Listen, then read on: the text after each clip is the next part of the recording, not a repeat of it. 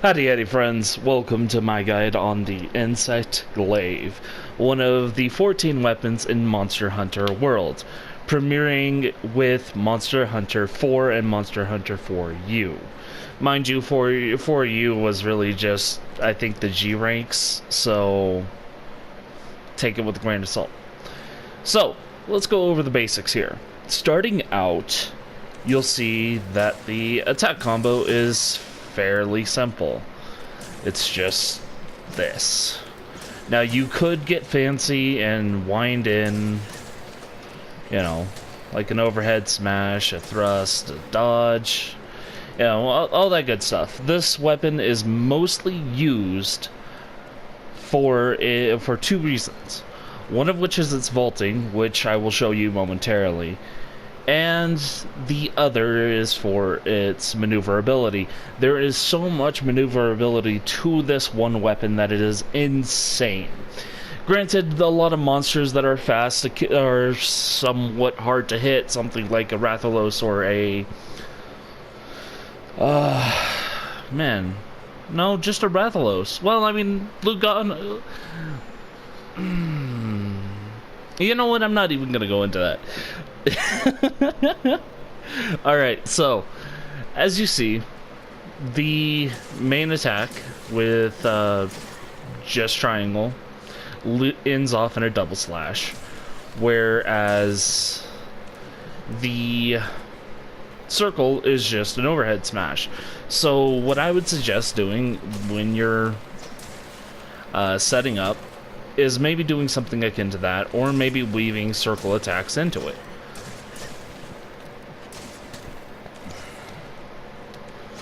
Of course, you can also do that. Okay, not what I thought. So, let's get into the meat of this weapon. I've already talked about the little stuff that you can do. The main meat of the actual insect is this. By holding down left trigger, you get into crosshairs. What this will allow you to do is by pressing right trigger, you shoot off a bullet. This bullet will send off a homing for your insect. As you can see, it's currently screwing that up. Now to call that back, while still holding the left trigger, circle. And that will give you the red buff. Red buff is usually damage, and it extends your combos into their strong variants.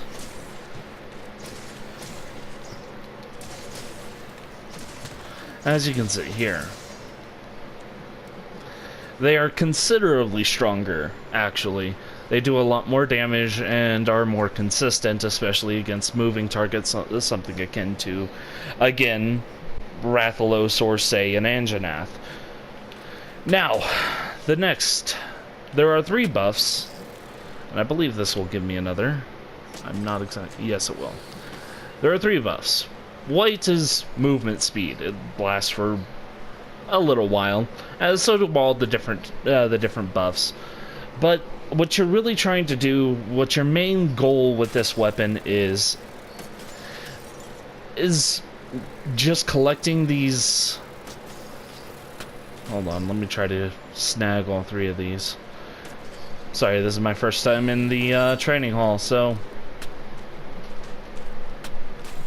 Ah, come on now. That's not going to look good in the video. Oh well.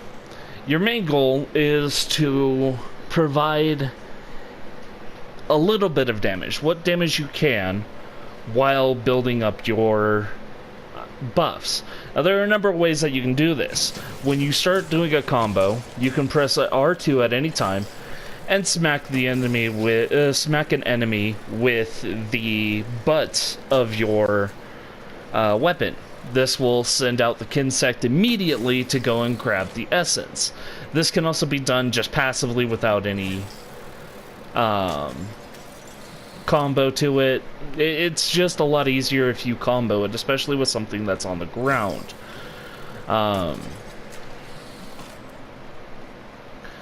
So the last buff, while I'm actually thinking about it now, will give you increased defenses along with a few other perks. Now, I'm not going to name those other perks because really, if you're playing the Insect Glaive right, then there's going to be very, very little time in which you are paying attention to recognize those buffs. So let's go ahead and regain those buffs right quick. This one, I'll take that. And then that one. So, the main meat, or at least what I think the main meat of the Insect Glaive, is its ability to rodeo, which is where you get on a monster's back.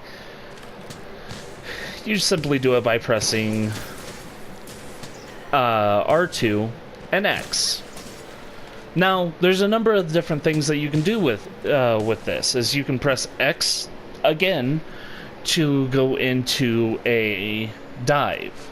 Or, well, not really a dive, but it'll give you a boost to evade out of charging enemies, something like a Diablos or a Anjanath. So, you can then double up with an X.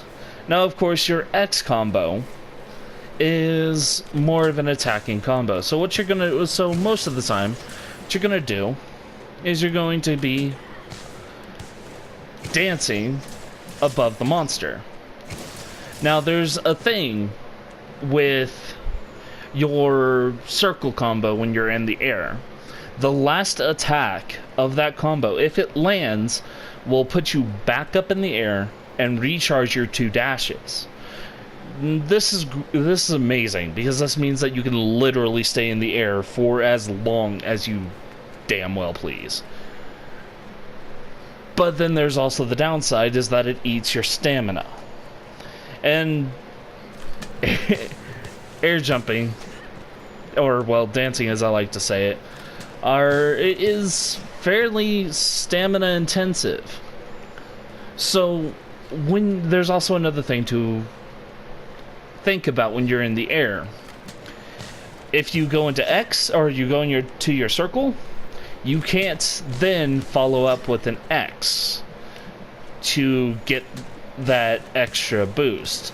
So say you're hunting an Anjanath and it changes directions randomly. You don't have your camera there because you're more focused on making sure that you're getting your combos down and everything's set. Well, then your X is what you'll want to lead off with. Usually what I do, okay, let's just say this is an Anjanath, okay? Yeah, let's do that. Is I'll get into the air, I'll jump, and then I'll jump to the Anjanath to land my strike. Mind you, I'm just kind of fooling around here, so I'm not really even trying. But this is basically all that the Insect Glaive does. It smacks. It shoots. What am I going to shoot? I'm going to shoot this. If I could just get my aim down. It calls its bug back. Gets all 3 of its buffs. And then it's in the air for the rest of the time. See, right there, I just screwed it up. So, it doesn't necessarily have to be the target that you're currently attacking in order to keep you up in the air. For instance, say what you just saw with the barrel here. Because the last hit of my attack slammed into the barrel, I was shot back up into the air. I was given my 2 dashes, but I went right into the circle. Now, of course, when you're in the air, it's a lot like just movement. If you're wanting to move forward, use one of the button presses as listed, and then go from there, while aiming towards the monster, of course. 9 times out of 10, unless you're out of stamina, you will find great success with doing this. It'll also make you feel like you're flying. that's another bonus that's severely understated about the weapon. Now, where the complexity comes in. Now, mind you, that was a lot of information, and it didn't really slow down to give it to you. The complexity comes in managing your stamina, your buffs, your airtime, and the decision of, do I want to be on the ground, or do I want to be or do I want to be up in the air? Up in the air is probably where I say Insect Glaive is at its finest. It has decent enough attack to maintain decent damage. Excuse me. But it also provides mounting. And when you get past that mounting threshold and you grab onto a monster, once you take it down, that tail is yours. That head is yours. You know, it just depends on how you want to play it. Of course, you can be on the ground. You can be, you know, you could just, I don't know, call in your insects. Oh, come on now. Thank you.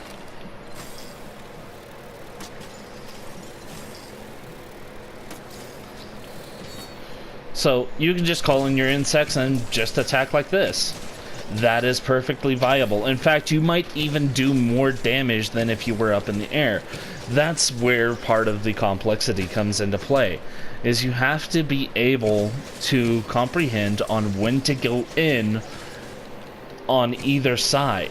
Because if you don't go in, if you go in the air, sure, you can get a really, really long combo chain, but then you get situations like what you just saw where you can't exactly get out of going forward. So most of the time, what I'll see is a lot of players running Insect Glaive that are just on the ground, and when they feel like they have their buffs at a decent rate or decent time, they can fly, they can get up in the air, and they can soar. That is the complexity. Now, where the different parts are that you get these buffs to make all this complexity work for you is fairly obvious. Red, which is the attack buff you get from monsters' heads. White is normally from wings and legs. Sometimes you'll see them on backs, but it's mostly wings and legs. And of course, yellow comes from the body. It's a lot like the monster's stamina. You're literally stealing it from them by sending a bug out to do your work. Now, isn't that brutal? Anyways, so that's that. I really don't have a whole lot to say about the Insect Blade because I've been using it for so long, I don't remember all the little intricacies. A lot of the finer points that I used to love about this weapon are just second nature to me, and it just... Anyways, from an Insect Glaive main to you, have yourselves a beautiful night. Thank you so much for watching.